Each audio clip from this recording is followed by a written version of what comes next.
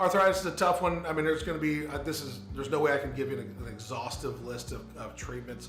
You know, of course, at-home remedies that people oftentimes do will be supplements like glucosamine, chondroitin, type 2 collagen, or type 1 and type 2 collagen, which are supplements over the counter.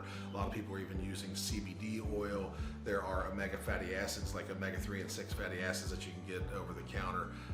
Some people call those like icosanoids, but those are all anti-inflammatories, of course, all very safe, pretty much little to no side effect.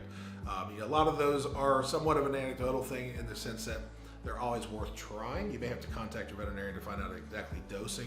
And if you see an effect, great. If you don't, may not use them long term. So there's a lot of question mark whether they frankly do much for most pets long term. But they're super safe. I don't know that I've ever seen a side effect to any of those, so they're worth trying. So CBD probably has more popularity in the home remedy world right now. So as far as arthritis, of course, I mean, big things at home are weight loss.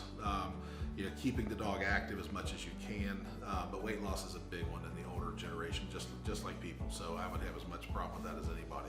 So outside of that, we get into doing medications. There are a host of non-steroidal anti-inflammatories that we use in dogs, actual pain medications. So wouldn't be the same, but kind of a similar idea to like doing Advil and Tylenol, where you're doing one as an anti-inflammatory, one as a pain medicine.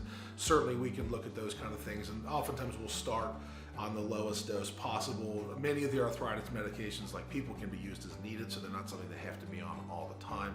And then certainly as they get older, we oftentimes progress into needing more and more consistent, persistent medications. But there are a host of those options. And there are even things like stem cells that can be injected into joints, particularly if you have certain joints that are a major problem, like a knee or a hip. Get into a lot of cost on those, but those do have some success as well. So, but the mainstay, at least in my world, is most time when people are coming to me, by the time I've seen them, they've already exhausted most of the home remedy issues. They're looking for, how can I help my 12, 13-year-old dog on a consistent level, keep his quality of life. And I will say the arthritis medications that are available are very safe. Most of them have come way down in price.